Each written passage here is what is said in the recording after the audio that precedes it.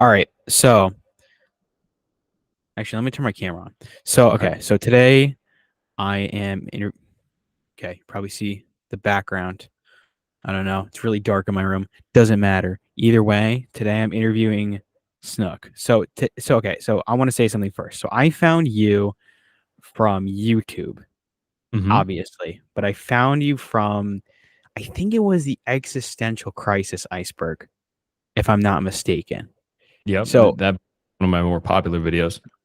yeah, you've been so okay. So it's kind of funny because I actually looked up like your oldest video. It was only 11 months ago, and you already have 151,000 subscribers. You're doing really well. Yeah, So I've learned pretty yeah, fast. yeah. Yes. So I wanted to say first of all, I'm just I like your content, Thank you. and yeah, gone. I let you finish what you're saying. Oh no, I was just saying. I was just saying. Yeah, it's only been about 11 months since my first video, and I started consistently uploading about 6 or 5 months ago. So, um, who knows where we'll be? About like a year or something. Who knows where we will be? Yeah, absolutely, man. And I really do. Again, like I said, I really do like your content, and I Yeah, think it. Okay, so it's funny because it reminds me of another YouTuber I'm a big fan of. Do you know who Wendigoon is? of course. Wendigoon. Yeah. Wendigoon. Wendigoon. Yep. Yep. So yeah, exactly. So I became a fan of his iceberg videos, the conspiracy theory iceberg, which I Mm-hmm. think in total has like millions and millions. It's something crazy. The full Yeah. iceberg, like the Yeah. 9 hour video has like 11 million views. But your videos though are very similar to that. Were they inspired by him or no? I started watching Wendigoon's videos probably during the pandemic, probably about 2020, 2021. And I just kind of like was watching them one day. I'm like, I think I could do this. I like these type of videos. I think I could make them. And so here we are. I started making iceberg videos. I started off with some sort of documentary video about Timothy Treadwell. And then icebergs worked really well after I started doing them. And I've been basically doing only icebergs since. Yeah, well, again, I mean, it seems like you're really good at it. By the way, I'm just gonna keep my camera off because I don't like the looking like my background is phasing in and out of me, and Yeah, no worries. it's No worries. so yeah. But yeah, no, I so that overall, I do like your content, and it's funny because the way you and I started making content was about around the same time, but we also made content based off of YouTubers that we were both fans of. Yeah. Because I don't know if you know this, but I mean, I don't know if have you seen any of my other videos? I've seen the one with the vile eye. Yes, you know him. Yeah. So okay, so he's a good buddy of mine. Mm-hmm. So I'm gonna start from the beginning. So do you know who Improvement Pill is? Never heard of him, but go So on. he has like 3.4 million on Mm-hmm. YouTube, like Mm-hmm. subscribers. He's a big YouTuber. He was the first guy I had on the podcast. Okay, cool. And that guy was super generous, super cool. And the second guy I had on, Vilei, right? What's it called? I DM'd him in his Discord server. I want to tell that story because you're a fan of his. So Yeah. I DM'd him in his Discord server. I'm like, hey man, I've only ever done one other podcast with this YouTuber, Improvement Pill, but I'm a big fan of your stuff. Would you be down? And then he's like, hell yes. And we still chat to this day. And he's a super cool guy. And I still watch his content. He's just an overall really cool guy. Yeah, he Um, really yeah, I agree. yeah. Have you ever spoken to him? I've only spoken to him a handful of times about like YouTube issues like copyright and limited monetization, you know. So nothing like more deep than just surface level YouTube stuff, but he's always been very helpful, like right off the bat. So definitely nice guy. Yeah. Well, I'm not going to say who I set him up with, but he's going to come out with a video with. Do you know who Julian Dory is? Maybe. I don't know. He's like Sometimes a the It's name. like a mix of like true crime type of content. He interviews a lot of the same people as I do, like former FBI agents, former CIA agents, Cool. Cool. Navy SEAL stuff like that. And Yeah. but he has like, he's another very generous guy. Um, but I did get them to interact, but that video like, and they like each other a lot. That's all I'm gonna say, Yeah. But you know, when it comes to, I guess, more about your content, right? Because I got a little bit sidetracked. So, how old are you? Are you in high school or I'm in high school, 17 years old. Started the channel when I was 16, technically. okay? Because I'm exactly the same age as you. Cool, cool, cool, I'm cool. I'm also 17. Yeah. So we're both juniors. Yeah. Well, because you could have also been like early senior year, but that's pretty Yeah. cool though. Yeah. But do people at your school know? I really haven't let anyone know just because I'm not the type of person to kind of want that sort of attention because I've let a few people know and it's just more annoying than there's more pros or there's more cons than pros, if that's a good way to put it. Like there's really no point in letting people know about it other than just being like, oh yeah, he is a semi-popular YouTuber with 100 some thousand subscribers. And there's really no pros for me other than just people knowing about it. Right. Well, do you like to? Okay, because this is like in contrast to me, because Hmm. I people that at my school do know about my content, and a lot of them actually either no, I don't want to say comment on my videos, though that is true. Some do comment on my videos, but what's it called? It's more that they interact with me in person about my videos. They're like, dude, I saw you did it with this YouTuber that I'm a fan of, and that's Yeah. always a cool Yeah. interaction. But when you say annoying though, like what do they say or do? Well, most of it's usually not annoying. Everything's positive. It's just, people act out in more, I would say, jealous ways. YouTube's very profitable. It makes a lot of money. I don't like giving out money, even though I'm a charitable person. I don't like people asking me for money ever, or asking for shout outs or stuff like that. That gets kind of annoying sometimes, especially now that I've blown up to what I am now. Nothing too significant, but something more substantial. Right. Okay. So it comes down to you don't want people to start treating differently because of your fame, quote unquote, Yeah. or Yeah. popularity. Way to put it. Right. I mean, again, well, this is somebody I bring up every once in a while. So there was a kid that I actually interviewed. He's 16 years old. Well, now he's 17. It's funny how we're all the same age, but he lives in South Africa. He's like 200,000 followers on Instagram, something crazy. Mhm. His video gets millions of views, but he always talks about how people in public will come up to him and be like, "Oh my gosh, you're this guy or that guy," and he's like, "Hey, just relax. I'm just a person." But he doesn't go to school, so I mean, so his experience is a lot different. He only goes to school, I think, like one. He has a deal where he gets his equivalent of a GED. It's like a matric or whatever. But when it comes to having that level of fame, though, especially as a young kid, it is a bit of a strange feeling. I mean, I don't have 100,000 subscribers, so I can't completely relate, but it Mhm. is something that I have heard about, or people have told me about, people have complained about on the side, where they're like, I love my fans, but it's like when people treat you differently, people always want something from you. People are always asking you for stuff. It does get a little bit annoying. Yeah, I can speak on that a little bit. Um, Most people act like 99% of people act in a great way, talk very, but it gets weird, especially at like a young age and so quickly that people start like messaging you differently or talking to you differently because you suddenly have a follower or a following. And it's just like, why are you talking to me differently now that I quote unquote, a little bit of uh I guess clout on YouTube, and it's just kind of weird. Weird feeling. I kind of got used to it, and now I don't really care about it. Or I do care. I care about it all, but I don't really care about like that feeling. I've kind of gotten used to it, I would say. And people ask for things every once in a while, but I'm pretty good at just shrugging it off because I believe in you have to earn it and work hard for whatever you get, and don't have it fed to you. Yeah.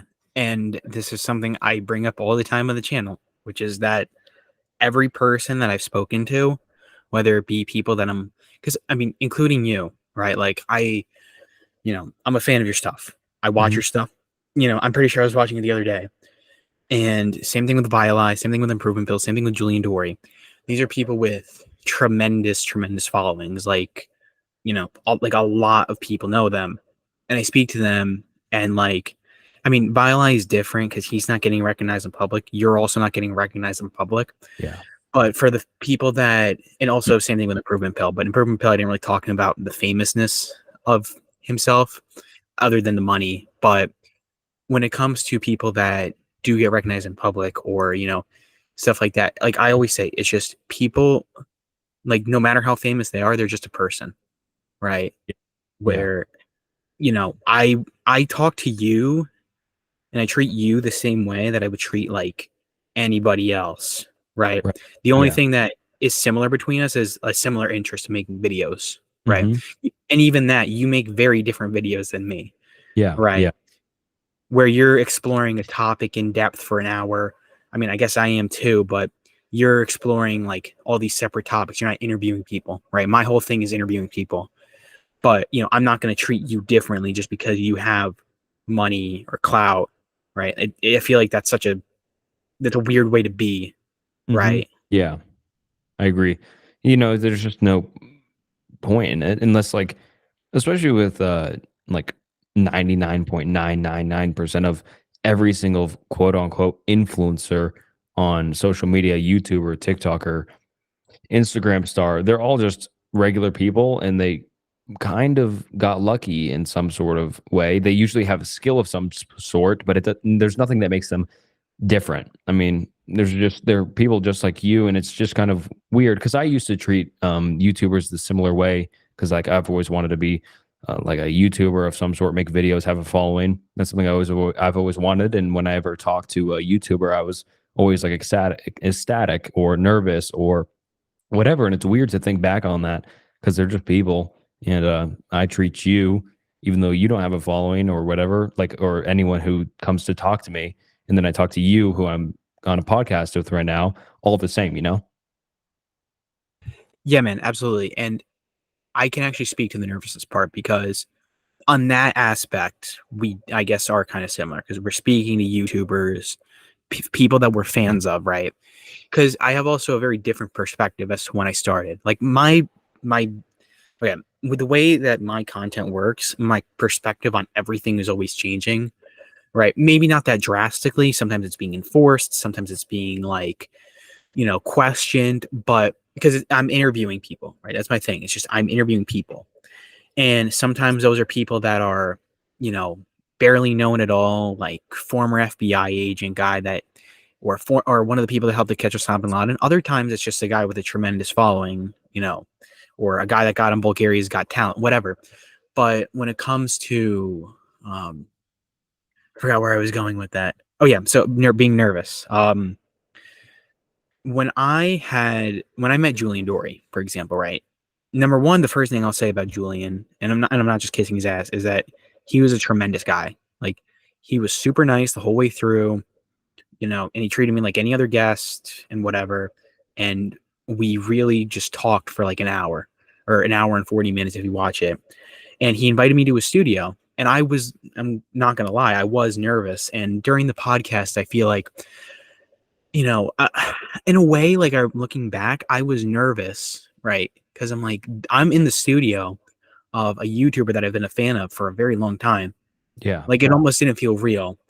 And, because I'm looking at it at the studio, because it's like a Joe Rogan where you're looking around and you realize you're like, wait, this is the place that he films his stuff, right?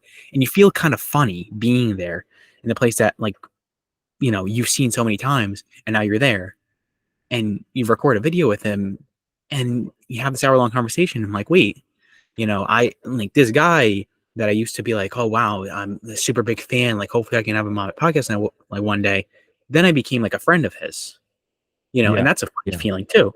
But I was nervous though when I first started the pod, like when I first met him too, because I'm like, it's a strange feeling, but it was also an excitement feeling too. It wasn't like I was scared, like, oh my gosh, I have to public speak. It was just, gather my thoughts together. But I Hmm. did Yeah. really, and everybody that I meet, I do enjoy talking to. Yeah. But yeah, And it's great to talk to, I mean, different people. And that's a really cool experience that you've like that's so awesome. You got invited to the guy's studio and did a show with him. Like that's like a thing of dreams for whatever, like whoever, like that. I'm sure that was amazing for you.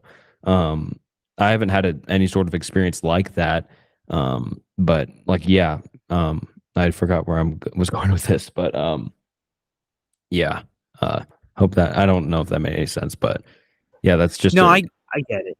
Yeah, but well, again, your content is different though because my brand is me, right? Mhm, Or, I mean, it's my interviews, yes, but like I market myself as George, right? George P Studios, George Peyrouton, whatever. I don't have like a separate. It's not like me and then the content creator. I'm basically the same person. Yes, there's things that I say and do somewhat differently on and off the podcast, but it's nothing like so drastic. It's not like I press the button and I'm like, this is just suddenly this different person, right? mhm, Like, yeah, are there things that I would like, what's it called? There's things I would do differently, but it's nothing like that drastic.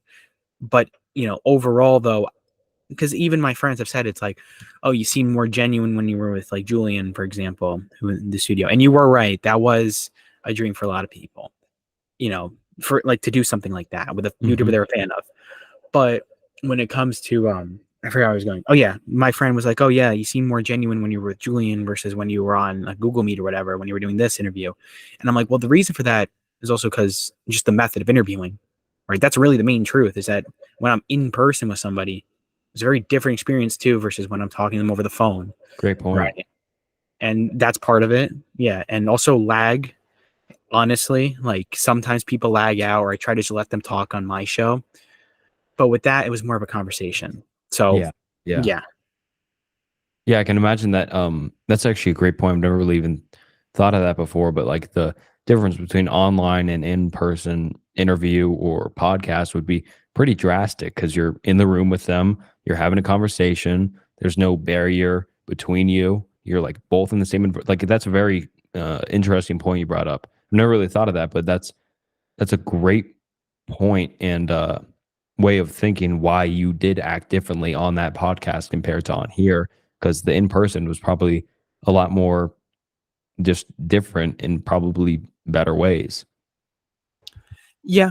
And again, I was also just very nervous, like excited, nervous meeting Julian, Mhm, right? In the best way possible. You can imagine the term nervous. That's how I felt, right? Like, when he pressed record and stuff, and I'm like, I'm in the studio and I put the headphones on and everything. And I'm like, I'm trying to think of what to say. I had a list of questions.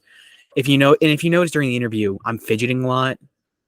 I fidget a lot in general, but there I was just kind of like I just had a lot of nervous energy, right? yeah, yeah. And but I really liked that experience, But the one thing I will say about that is that other than just the experience itself, but what what was interesting about that was that when, you're making content, people always look up to you or to whoever. Right. And they say like, wow, this person, like I'm such a big, enormous fan of this person or whatever. Like Taylor Swift, for example. I'm making an extreme example, but Taylor Swift. I'm sure that if I met Taylor Swift, my worldview would not really change that much Hmm. because I don't, like what is she gonna tell me that's gonna change my life? Really? Like I don't think meeting her is really gonna change me that much. It's just like, okay, cool. That's somebody that makes music. Hmm. Yeah, and I think it depends on the person to you. Like if I were to meet some of like my favorite, let's say like music artists or other creators, then it'd be a lot more meaningful than, as you said, Taylor Swift, because I'm not really a fan and I wouldn't really gain anything because I, first of all, aren't a musician. Second of all, I don't really, I mean, nothing against her music, but I don't really enjoy her music or listen to it. And so, yeah, it really just depends on who that person is to them because you can gain a lot of information from especially like more successful people and make yourself more successful in turn by just learning and watching what they do. That's true. I actually didn't think about that. But yeah, there are people that mean a lot more to different people. If like I don't know, I'm gonna name an example, but if I met, I don't know, Mr. Beast, right? That would be a pretty cool experience. But at the same time, though, like looking at Mr. Beast in interviews, his personality is like a very nerdy personality, right? Mhm. If you've ever seen an interview with him, you know, and there's no shade on him. Like I don't mind people that are nerds, but he's like a very nerdy person. He's just like, oh, you know, let's try and make this cool video, and that's fine.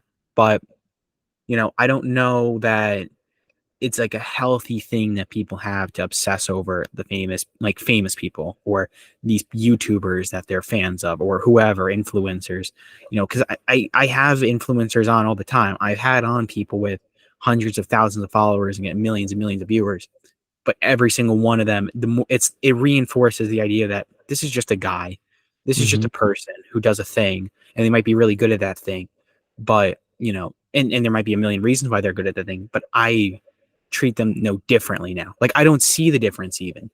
I even do you know who Jeremy Fragrances? Yeah. I love I Jeremy met Fragrance. so I met him Oh, in really? my yeah, in Miami.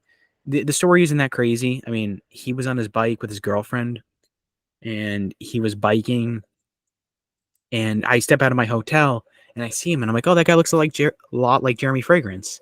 And then he gets closer with his blonde hair and bright white pants and I'm like, "Wait, that is Jeremy Fragrance." And I'm like looking really confused because I didn't expect to see him there. And I like do like a triple take. I look once at him and then away. And then he realizes that I'm confused and he realizes that I recognize him. And then he shakes his head, yes, and he waves at me, which, you know, because I just wasn't expecting to see him of all people. God, that's so funny. I love Jeremy Fragrance. That's a great story. Wait, what was it like meeting him? What? Because like Jeremy Fragrance's videos are, funny. I follow him on like everything. So what was it like meeting him? Like when he actually, you met him? Well, again, I mean, it was literally just that. Like, he literally, as I'm looking super confused, because again, you would not expect to see Jeremy Fragrance anywhere, you know, let alone on a vacation with your family. Mm-hmm. And he's biking with his girlfriend. And all of a sudden, I think he just saw me and he saw me being super confused looking at him. And I kind of like, and looking with this very, very confused look on my face, I was obviously confused. And he just shakes his head and he like waves head, like he waves his hand and he's like, hi, hi. And I was like right like a foot away from him and he's like hello hello and I say hi and then we just went our separate ways. I saw him a second time that day, mind you, and the second time he looked absolutely exhausted. On the board, he was on the boardwalk, he was riding his bike. Both, and I want to also say this, I would have taken a photo with him or like made a video with him or done a short interview with him or asked him to come on the podcast if he was walking and not with somebody. But the point that I'm bringing this up is because I know that he's just a guy. And if I come up to him screaming, like, oh my gosh, it's Jeremy Fragrance, that would be disrespectful to not only him, but also his girlfriend. Right. And he also looked very tired the second time. Mm-hmm. So Yeah. that's how you should be. Like you can't, I don't know. It's just strange to me looking back that people, I used to understand the excitement, but now it's like, well, he's just a guy, but I mean, it's still funny, but yeah. Yeah, yeah, that's funny you brought up Jeremy Fragrance because like that guy's videos are insane. He's funny, but that's cool you meet him. I've always wanted to meet him, so that's cool that you have a firsthand experience of meeting him, and that would have been awesome if you could have gotten like a short interview or something, or invited him onto the podcast. But yeah, that's you're touching on a good point on how people are just people, no matter if they have uh, a following or not. And it's weird how suddenly, I mean, social media is pretty new. It's been prevalent in throughout my entire life since I'm so young, but it's a pretty new construct in the past 20 years or so, and how people just think people are more valid or not with more followers or not. And it's weird how everyone kind of collectively thinks that, oh, you have a following, that means you're important to some extent, although that's just not really true, I would say. Well, it's not always true. I mean, are there very smart people with very large followings? Yeah.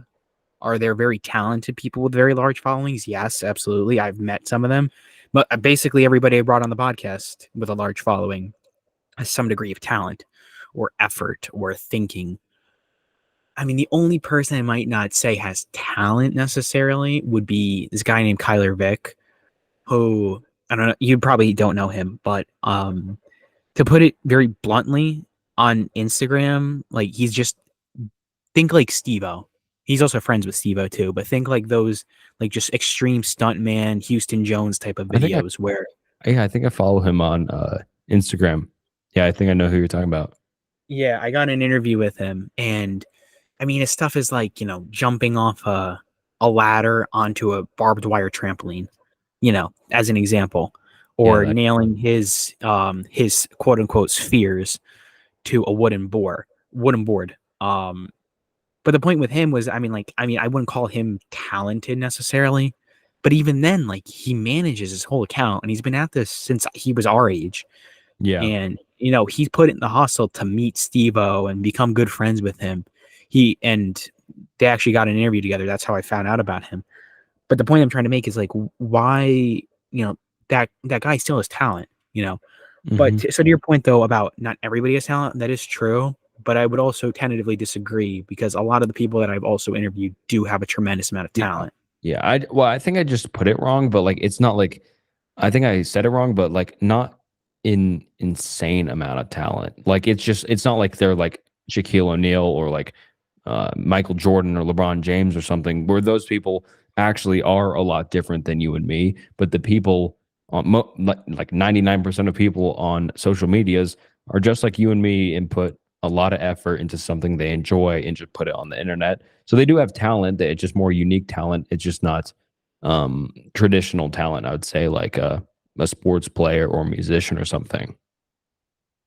Yes, okay. I understand. I know what you mean. And to be fair, also, a lot of the people that I've also done interviews with are not social media content creators, right? Like the vast majority of the people I've interviewed are former FBI agents, former Navy SEALs, former CIA agents.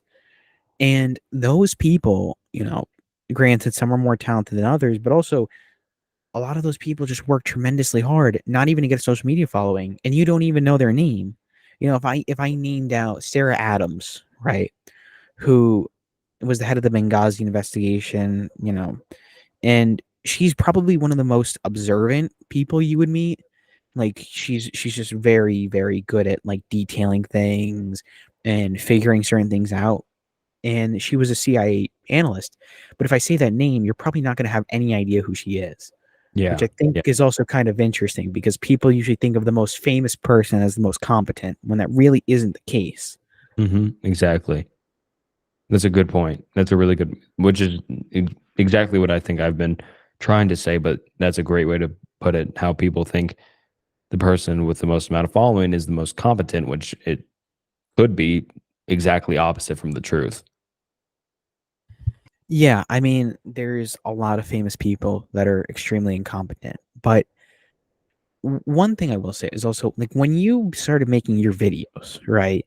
Because I all of a sudden started getting on my feed just philosophy iceberg, this iceberg, that iceberg, and I watched a few of them, and then one day I think just sitting in my bed, I'm like, you know what? Let me interview this guy, and that's how I reached out to you, and you know, I wouldn't have known that you're 17. I would have expected you to be like 20 or something like that, Yeah. and you know, the same thing with me. People think I'm older all the time during my interviews. I've been on the phone with people and they're like, "Oh yeah, you're a grown ass man," and I'm like, "No, I'm not. I'm 17." Yeah. I've But experienced that as well. yeah, but I don't even know where I was going. But I was gonna. Oh right, yeah. So when you started making these videos, how did you know that it was like the thing you want to do? Well, I think I've always wanted to make this sort of style of content, sort of documentary esque, true crime. I mean, like the beauty of an iceberg kind of chart is just like the like how quickly or how much like variety of them. I mean, you can literally do them on anything: ocean, space, philosophy. I mean, like those are all totally different spaces, like animals, like anything. It could be an iceberg, and that's kind of what got me interested in it. Because I'm like, oh, not every video needs to be touching on the same like true crime or something. Which not true crime is very interesting, but I don't think I could make 50 videos on it because it's just similar concept. But an iceberg, similar concept, but totally different kind of meat inside of it, so to speak. And everything's totally different. I mean, like philosophy, that's one of my favorite videos I made. The existential crisis iceberg I made, which is also another one of my favorite. Those two are similar because like they're both in like the genre of thought, I guess. And then there's like ocean, and then there's true crime, and then there's the space iceberg, and then there's the live streaming incidents, and then the YouTube controversies. I mean, just like none of them are similar, but they're all kind of the same. And I think that's the reason I chose it because number one, people really want to watch them. And number two, they're fun to make and interesting to make. Yeah, I mean, absolutely. And I think in general, what you're doing is fun, right? Like I would have fun doing it too. I just wouldn't have the patience for the editing, right? I like what I do because it doesn't require that much editing too. Most of what I do, and a very big part of the fun that I have is honestly just doing the interviews. And to your point, you're passionate about this, right? And you like this, and I'm glad that you like this, and that you found something that really worked, right? And it's funny because we started our channels around the same time. Mine, I started a little bit before yours. I started mine around October, I think October 31st of 2022, I think, something Mhm. like that. I think that's when the first video on my channel is. And it yeah, you're much bigger, and I mean, there's nothing wrong with that at all. I'm very happy for you. But it's also just a difference in content too, I would say, because you started blowing up when? Like, when did you actually start blowing up though? Like, when did you notice the numbers pulling? I would say I started to notice it September of last year. It really started, it just like a flip switched and everything just started skyrocketing. Yeah. Um, I mean, I don't know the exact time I started seeing your videos. Maybe because I'm a big fan of Wendigoon. So I probably just got recommended your videos through him, to be quite Yeah. honest. But I mean, either way though, what you're doing is cool. You know, I don't know if you make money off this. You probably do. But do you make money off this? Yes. Okay. Yeah. I'm not gonna ask for numbers, I'm just curious. But when it comes to you're making money off this, like, and you like what you're doing, like that's a rarity, to be doing both of those things at once. There's a lot of people that are very unhappy with what they're doing, and I more power to you for finding something that not only works for you but makes you money. I do this because I just like doing it, and I think it's fun, and I like getting to talk to the people that people talk so much about and getting to learn about them from a more personal perspective. And that's just kind of the way I've always been, where I've always wanted to ask questions to people like that, where, you know, and it's something, it's kind of an epiphany I've had. I know I'm talking a lot, but No, no problem.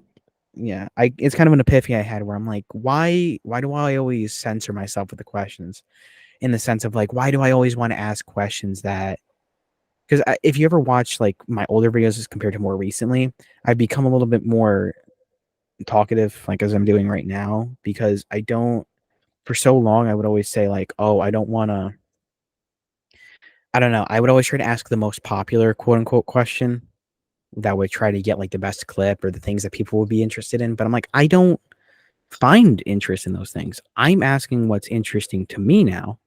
And I'm finding that a lot more fulfilling, and I'm enjoying the interviews more. Yeah, I mean that's yeah, I think I mean if you watch or ask YouTubers when did you start getting popular, and it's always when they started doing what made them happy making the content and not just conforming to whatever they think will do well, because people can recognize that pretty easily. They can recognize what's fake and what's real, and they can recognize real passion versus fake passion. So as like making a video or a podcast or whatever, your own personal way that makes you the happiest, it will make you the most like that's the best outcome possible, because you're not straining yourself by doing it. You're doing what makes you happy, what makes you fun, what makes it fun for you, and people will recognize that and start to catch on. Yeah, absolutely, man. And, one thing I'll say is, and this is actually kind of switching topics from just content creation, because I also want to ask more about your content specifically too and stuff like that. So, true crime icebergs, right? Now, I think you did. You did a serial killer iceberg, right? Yes, I think I did that like a few months ago. I'm not sure, probably like 3 or 4 months ago. Right. Well, I'm asking because the reason I'm asking about the true crime iceberg is because I actually have a friend of mine. Do you know who Matthew Cox is? No. Okay, so the guy, short story, very, very short version of a very, very long story. If you look him up on YouTube, the guy stole $55 million from banks, was on the run for 26 years, spent 13 years in federal prison. His lawyer was a bipolar and a schizophrenic, or I'm sorry, type 5 rapid cycling bipolar with features of schizophrenia. And he got released from prison. The guy, Matthew Cox, got released from prison 5 years ago, and he still owes $6 million to the federal government. Wow. Right. And I had him on the show. And he actually has his own podcast called Inside True Crime. And he interviews a lot of the same people that I do. But I mean, I don't know. Maybe you'd be interested in his show. But I don't know. I just thought I would bring that up eventually. Yeah, yeah. Because like I mean, any podcast is what I like to listen to. I don't listen to many. I've been starting to listen to more, but I think podcasts are a great way to just learn a lot about things more naturally and directly from the mouth of who experiences them. And you can get to know a lot of different perspectives of the world, where people came from, how they live, how it's just, I think it's important to learn a lot of different perspectives and not just stay true to one, because there's a lot of value in learning other people's values. Yeah. Um, Another thing too is also when you're making these videos, so what does the process look like? Like how long does it take you to make a video? Good question. I mean, yeah, people ask me this a lot because they're long videos. I mean, shortest they are is 30 minutes, usually around an hour. Longest they can get 2.5 hours. So, feature length film videos. But the process usually starts of course, brainstorming. I mean, one of the most important and like pivotal parts of the entire, process, because if the idea is not good, the video is not going to be good no matter what. So you need to make sure, research, see if this video could possibly stick and resonate with people or just interest people. And then uh, usually just go online and find an iceberg on the topic. Like I said, the topic is one of the most important parts. And then second, finding a good iceberg to cover with a lot of good topics, a lot of good kind of just like pacing from like top to bottom. The bottom have a lot of interesting stuff with the top, and then onto that, write the script. And that usually takes the longest because it's just so much research, because there's so many different topics and none of it sticks similar throughout the entire thing. It's not like one topic. It's not like I'm talking about Jeffrey Dahmer the entire time, which would make research easier because it's always about the same guy. It's 100 different topics. So it just have to go to so many different sources, write down so much stuff. And so that usually takes, it depends on the length of the video, but usually, 5 to 6 hours. No, 5 to 10 hours, I would say. Yeah, 5 to 10 hours on every script. And then after that, pretty simple narration. And then after that, I used to edit my own videos, which were usually pretty simple, just with pictures as background. So they were really easy to edit. But now I have my own editor, which makes the process a lot easier and makes the video better, in my opinion. Yeah, I mean, after a while, you do have to what's the term? Delegate, I think is the term. Something what back when I used to do wrestling, one of the coaches said, he's like, you have to learn how to delegate responsibility or something.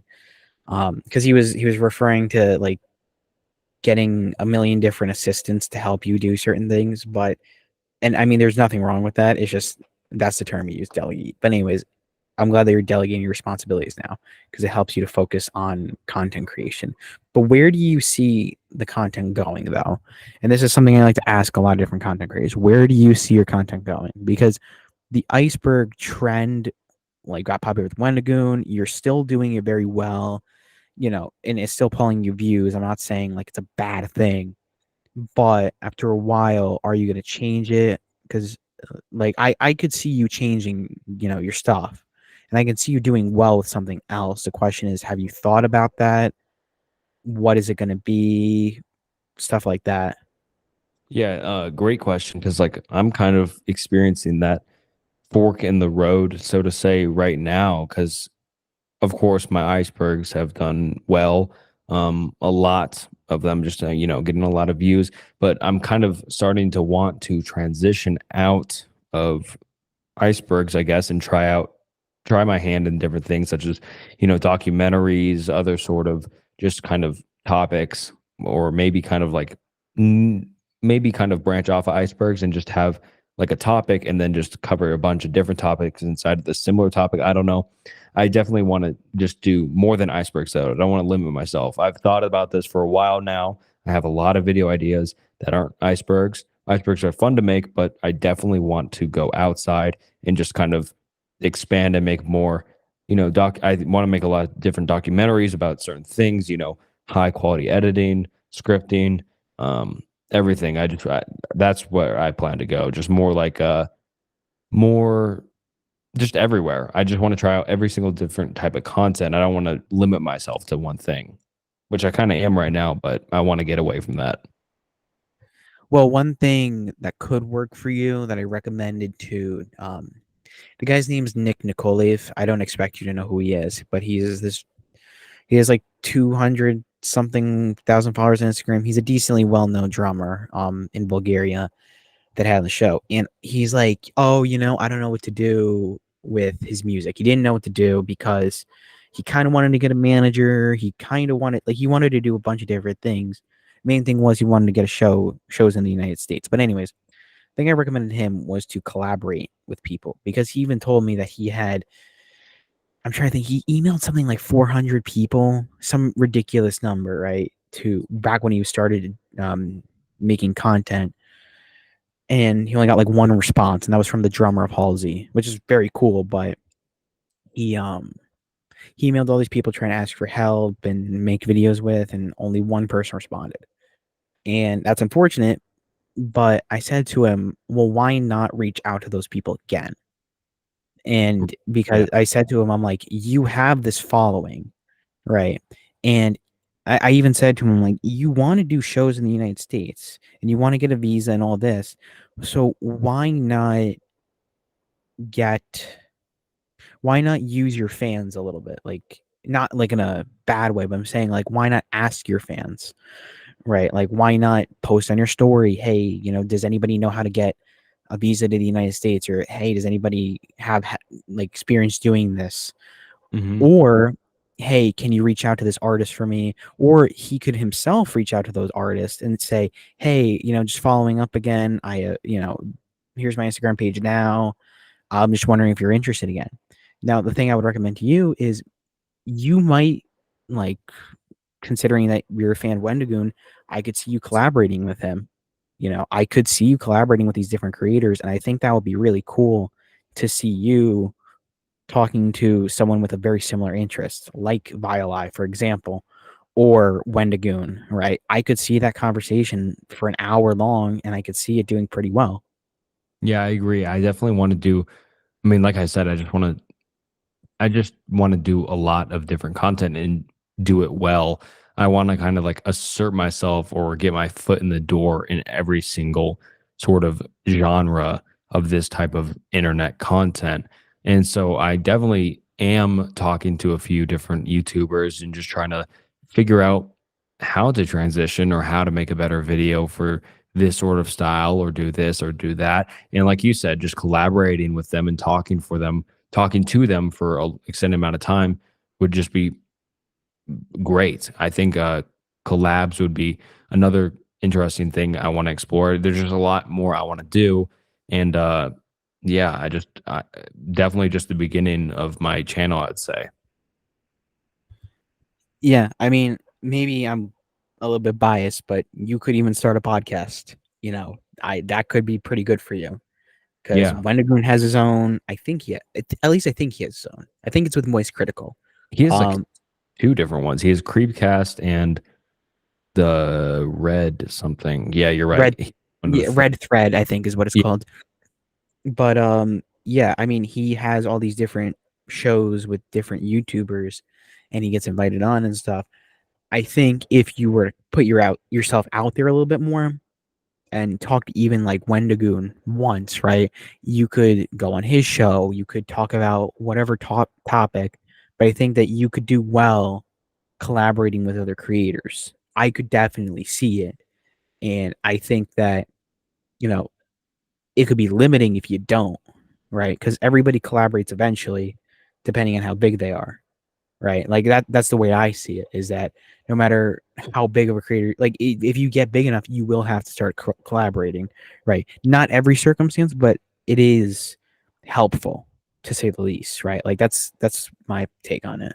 yeah, and that's definitely what I want to do. I I need to start. I know a decent amount of YouTubers in my niche, which could be helpful for, as you said, a podcast, inviting them out to just talk about whatever.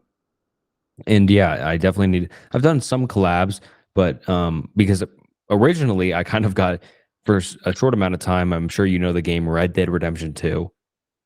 I'm sure you. Yes, which you made an iceberg on. I saw. Yeah.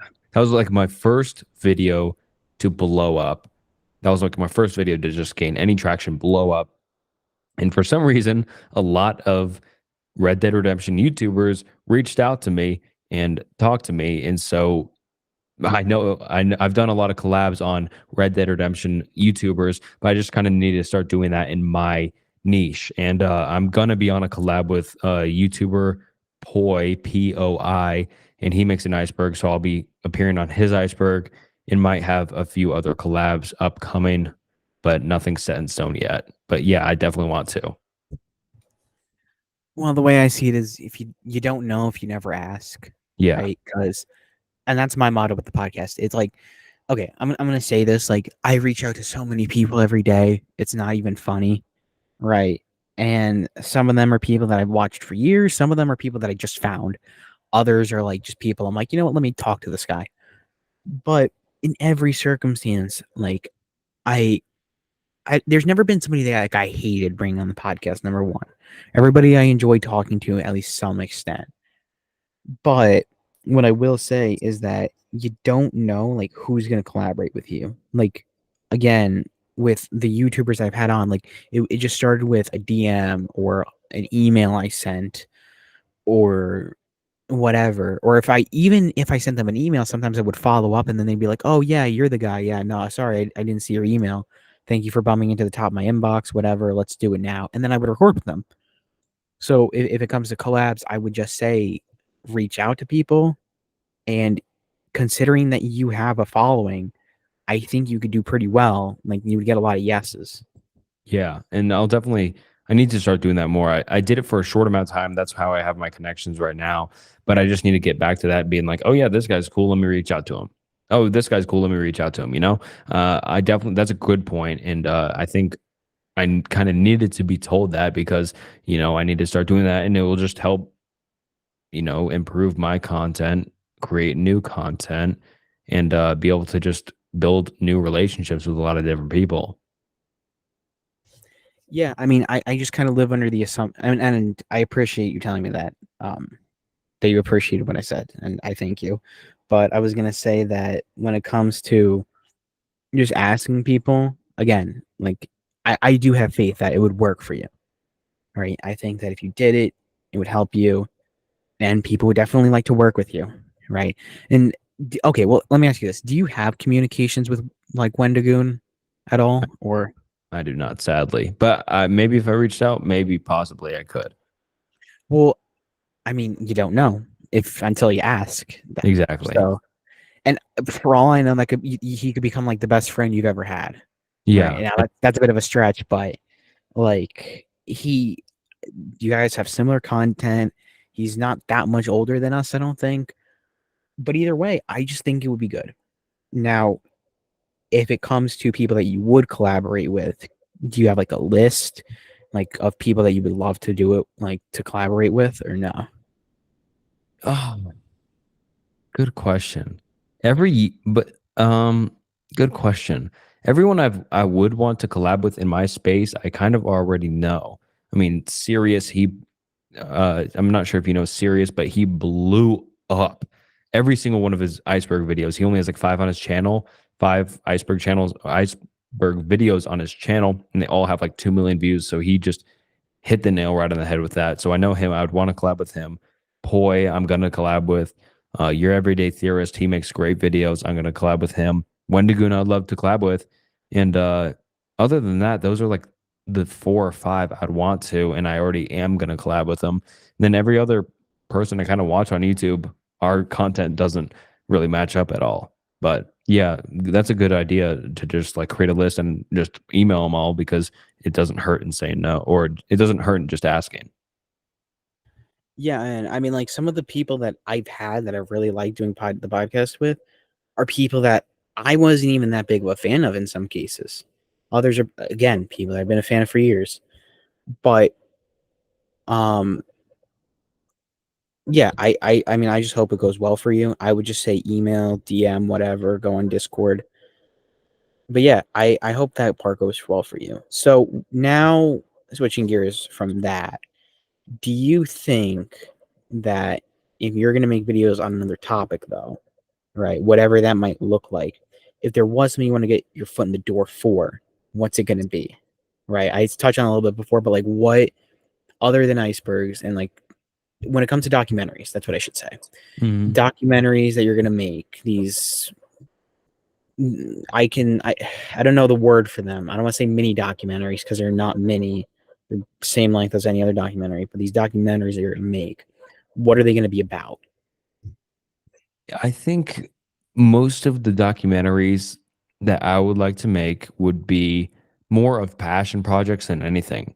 Like they're not aimed at getting views, they're not aimed at getting anything, but I think they would get views because they would just be good and they're more passion projects than anything. I'm a big music fan, like who wouldn't? I would love to make a Kurt Cobain documentary, Nirvana Kurt Cobain. I'd like to make a few other documentaries on a few different cults that I've been interested in. I would like to make a few other documentaries I'm not sure about or I can't come to head, but those are like the big ones so far. Still like very, very, very early stages of figuring all that out. But making a full like length documentary would be something that I love to do. Just great music in it, great editing, great script writing, just something that's fully fleshed out and kind of like a movie I'd love to make. One thing I'll say is that if you're going to make a documentary, or one thing I'll ask is if you're going to make a documentary, what should what would I expect from seeing this? Because are we talking like a Netflix type of documentary where there's going to be, like all the resources? No, I'm sorry, not all the resources, but more of like you. Like, are we going to be seeing you, or is it going to be specifically about that thing? Like, are you going to be on camera talking about this? Because I mean, you haven't done a face reveal yet, you know, but I'm saying that would it be kind of like a Sunny B2 video, or are we talking like it's going to be a documentary where when people think of a documentary, like the visuals and stuff, you're filming everything, you're on camera or you're interviewing somebody, whatever. I think I think it'd almost be like a whole new style because I would definitely want my own style to it. I wouldn't want it to be like a Netflix documentary because I feel like they're too nothing against Netflix documentaries. Some of them are great, but I feel like most of them are just too, generic and copy and pasted. With the documentaries, I'm not sure. Yeah, documentaries are just kind of like video essay esque is what you could call it, maybe like video essay ish. I would definitely like to do kind of like Pyro Cynical. His videos are great. Something along those lines, just like a super, super, super in depth video about one topic and just make it great. And like whoever watches it, they just get sucked in and they're like, yeah, that was the bad. I didn't want to learn about this, but I ended up learning about it anyways because it was just a great video.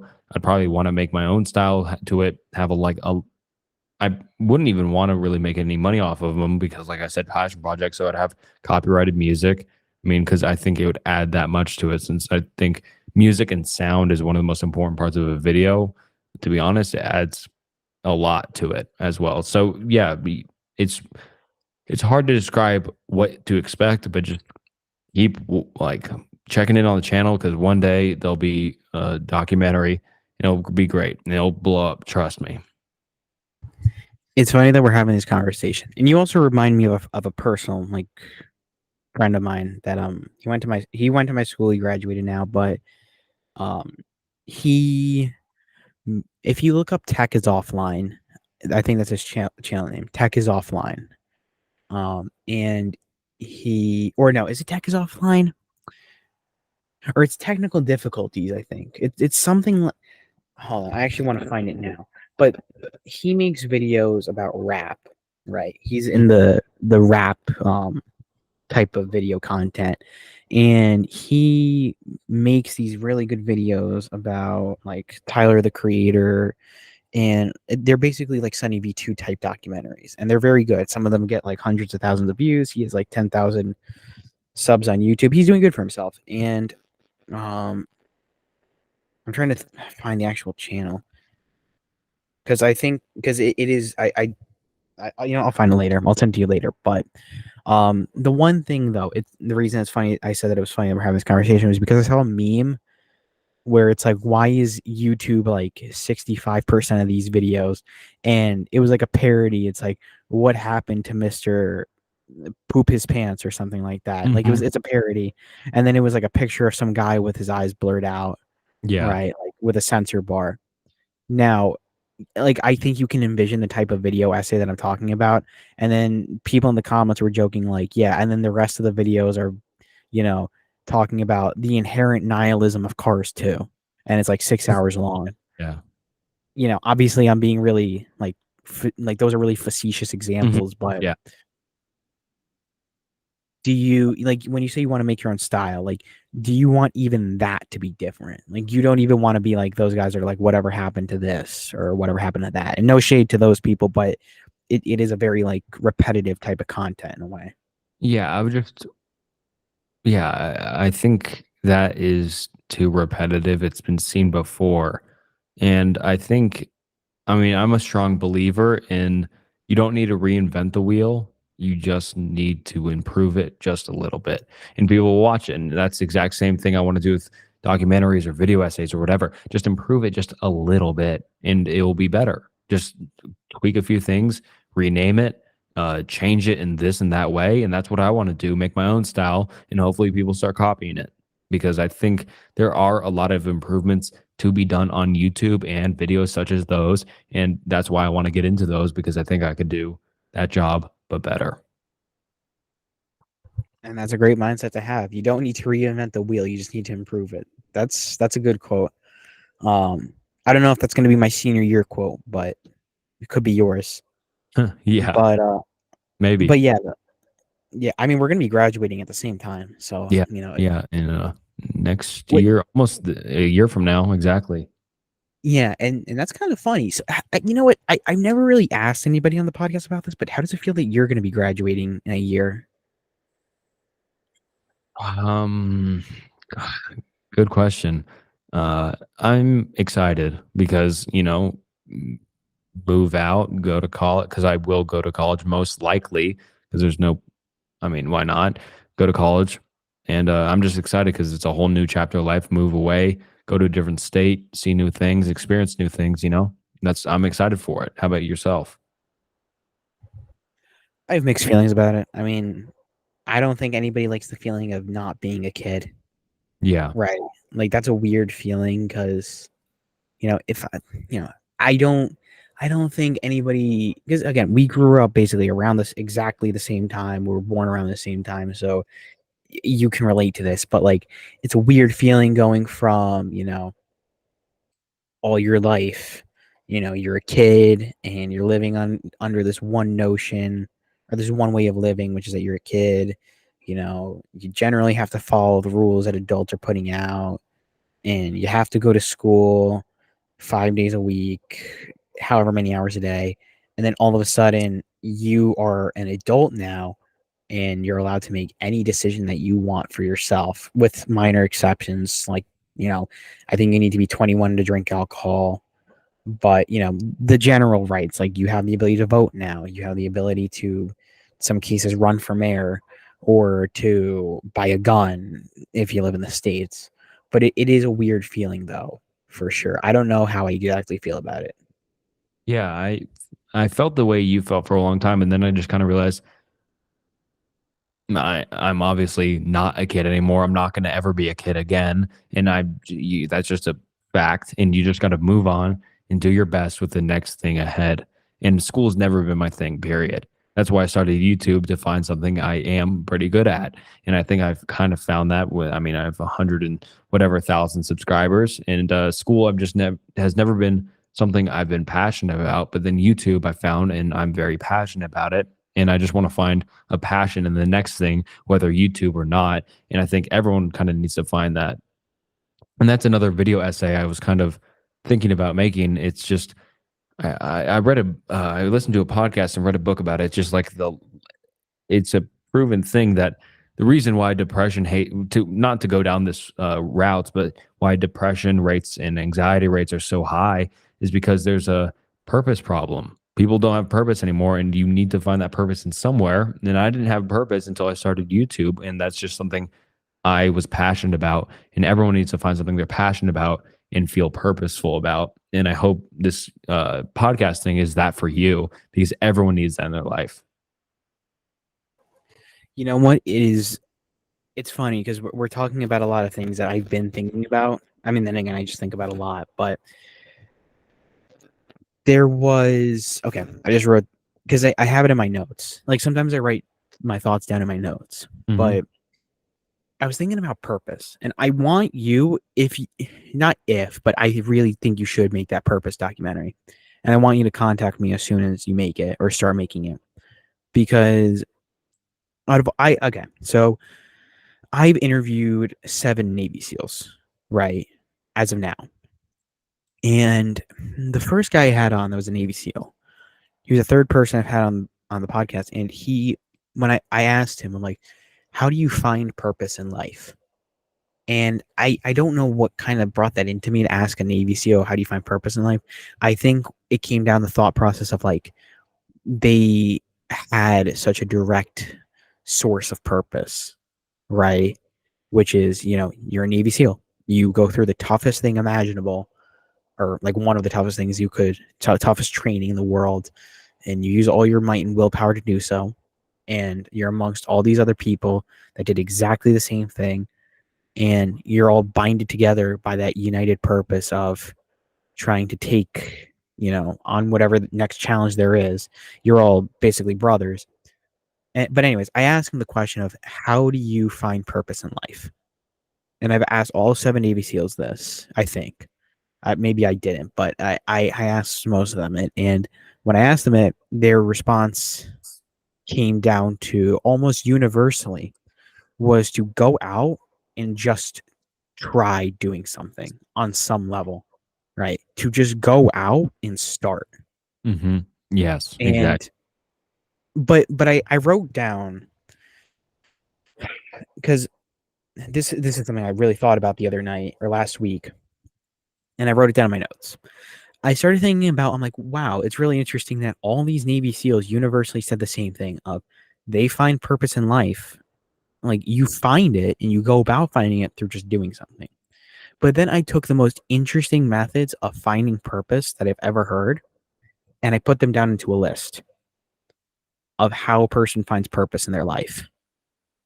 And the 4 most interesting ones are: number 1, you go into a dark room with no stimulation and you see what your mind keeps coming back to at its core. And that one's a pretty interesting one. Second one is just go out and try to do something on some level. The third one needs a little bit of context. So I was on a church retreat, and there's a point in the church retreat where the youth pastor, whatever you want to call him, minister, he basically says, he's like, all right, guys, this is ask me like, anything you want. And the kids are allowed to ask the guy, basically, that leads it all, anything they want. And the guy's been working with kids for more than 30 years now, a very long time. And I asked him, I'm like, how do you find purpose in life? And he immediately came up with a response of life is unfair and life is not about you. And I'm like, huh. He basically that was his response. He goes, you find purpose by saying to yourself, life is unfair and life is not about you, which I always thought was a really, really fascinating one. And because you can take that in so many different ways. Um, then the fourth one is a friend of a friend's answer. So this guy named Andrew Bustamante, former CIA officer, agent, whatever, and he was on Lex Friedman's podcast, and he was asked the question of, what's the meaning of life? And he goes, I have an answer to this: self-respect. And the story behind it was that in the CIA, apparently they had this thing where everyone would get really drunk, and on a piece of paper, they would have to write what the meaning of life was to them. The only um, rule was that they had to relate it to something already on the board. And it could literally have been anything. So if like you wrote down family, you'd have to relate it to love. And if it was love, you'd have to relate it to something else and something else. But underneath all of those papers, right, there was a one that people kept coming back to and people kept connecting it to, that was on its own, basically, right? Everything was connected to it, which was self-respect, because everything on some level that you do that is meaningful in your life comes down to some degree of self-respect. And then now I know that was a really long-winded response to what you were saying, but I just thought I would share that with you. Yeah, I mean that's interesting how you have asked people that same question because I mean I've thought about that for a while, that just kind of like a sense of purpose thing, and I think that that's interesting how you asked those different people and how they came up with those different responses. And I think a documentary of some sort, who knows what tone it would be shifted in. I don't know how it would be scripted. I don't know how it would be put together, but I think it could resonate with like everyone, especially like more of our generation who grew up with social media. I mean, people will scoff at it, like who are like, "Oh yeah, you kids have like whatever," but like, yeah, like social media has created a purpose problem. It's proven that it's caused many different things and problems with our generation, and that we need to kind of get back to finding a purpose in something to wake up and be excited about and keep going. Yeah. I mean, one of the other responses I got, because another thing about the purpose question that I ask all these people, and it's just, I don't know, that question, it's kind of like stuck with me because I always know when to ask it, right? Like,